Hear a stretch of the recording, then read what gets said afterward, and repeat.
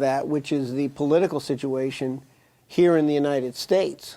Back going all the way probably close to 2 years ago, during the period of the Democratic Party primary elections, it was very, very clear that the British and that whole apparatus on Wall Street, allied with London, had decided that Obama was the perfect instrument for stopping Hillary Clinton from getting the nomination for president. And that's really as far as they took things initially. Back at the time, Lyndon LaRouche had said that they're making a very serious miscalculation here, because they're looking for somebody who will not only be the antithesis of anything represented by Franklin Roosevelt or the other great American crisis-era presidents like Abraham Lincoln, but he said they're looking for somebody who can actually oversee the destruction, the final destruction of the United States as a sovereign republic, and somebody who can preside over the implementation of outright Shaktian fascism in the United States. And LaRouche, back, as I say, probably 2 years ago, evaluated that Obama didn't have those qualities. Well, here we are now towards the end of the first year of the Obama presidency, and we've seen the most stunning collapse of popular support for any president in American history. About the only comparable thing was the hatred for Harry Truman after he replaced the beloved Franklin Roosevelt when Roosevelt died in April of 1945. But that's a special case. Here you've simply got Obama, who was swept into office because of the presumption that anything would be better than Bush and Cheney. And now people are coming to see that they were wrong, that there are options that are even worse than Bush and Cheney, and that his name is Barack Obama.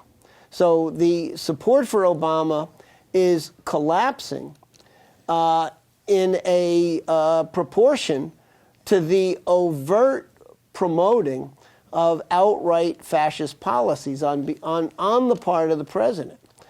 We had this past week a presidential executive order under Obama's signature establishing a new office of bioethics in the White House, in the executive branch. And basically, we've had the administration, through Peter Orszag, coming out and making it clear, explicitly clear, that they intend to use this so-called health care bill to literally set up a eugenics and euthanasia program that will target the weak, target the vulnerable, target the elderly for elimination of life and death forms of health care service. So the Obama presidency, in a very real sense, is collapsing as the kind of instrument for imposing the destruction of the United States that the British have been out to accomplish for, the last 200 years. But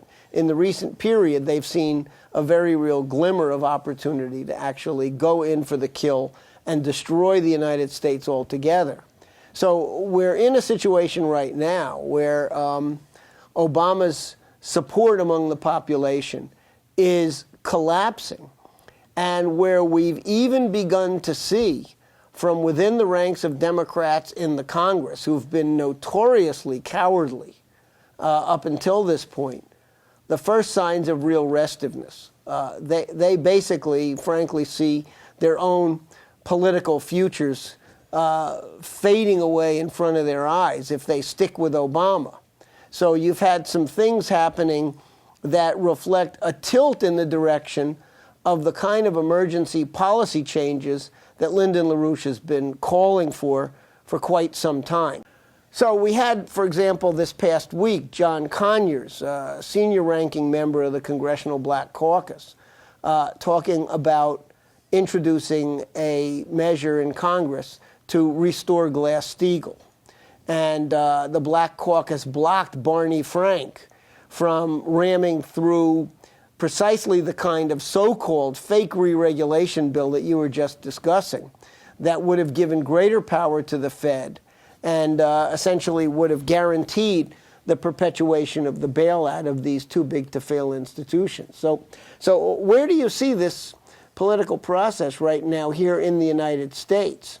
There's a push on for health care, but it's got a diminishing prospect of succeeding. Obviously, we'll get in a minute to the whole global warming thing that blew up. Well, I think, as you say, the fascism is coming out more into the open. You know, first you had this death panel idea, then you have this medically idiotic mammogram decision. Mm-hmm. You know, it has nothing to do with medicine. And the whole idea that you're going to stop early detection programs for cancer is just insane. Okay, now they're pushing it further, that they have this agenda that you begin to see coming out, and that the agenda is fascism and austerity because they work for the financial oligarchy, which is not going to pay for these things because they want people to die. You know, so, but this is breaking up.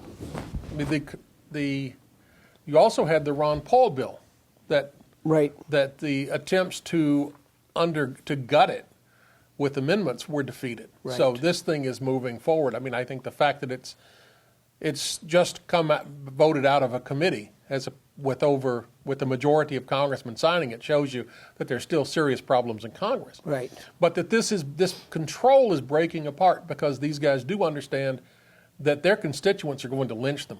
Right. That they're certainly not going to get reelected, and they don't dare go back to their districts at this point.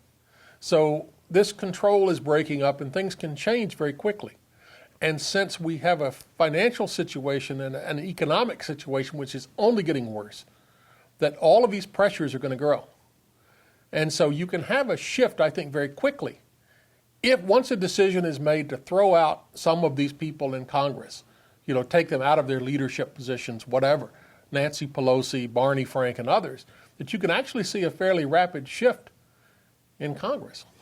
Obviously, the White House figured out that they've dug themselves into a hole on this health care issue at a point that Americans across the board are screaming that something has to be done about job creation. The president will be gathering with some group of people to talk about jobs, although nobody has been contacted yet. We talked to people in the labor movement. We've talked to people in Congress, people in the business community. Nobody. This is a great big mystery event.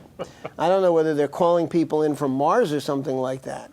But it's all cosmetic. It's not going to work. It's going to drive the hatred of the president and the frustration of the American people even further. And it's going to scare Congress even more than it's been scared since the experience of last August. Well, maybe the idea is that they're going to start hiring people to be in their local death panels. Right, exactly. So we can job creation. Job creation. Hire 100 million Americans to be on death panels. Yeah, exactly. To kill the other. Yeah, exactly. Other 2/3. Of course, you look at spokesmen for these policies, typified by the British Royal Consort, Prince Philip, and he's on record numerous times explicitly saying that the number one problem is overpopulation and that we've got to reduce the world population by 80%. Well, ending early testing for cancer, failing to produce the H1N1 vaccine, promoting wars all over the planet without even worrying about which side wins or loses, just pile up the body count. This is the British oligarchy's method. And increasingly, Obama is showing himself publicly to be a pawn of that policy. For example, the population is already furious at him. Where are things going to stand after Tuesday night, December 1st, when the president trots up to West Point to give a nationwide address announcing some kind of massive escalation in U.S. troop deployments into Afghanistan?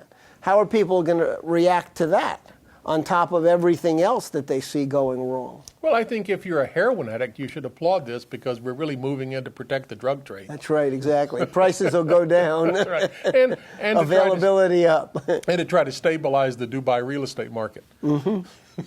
Well, now, one other thing that happened in the past week is that you had, and whether it was by whistleblower or by a hacker, there's various stories out there, but we had a whole series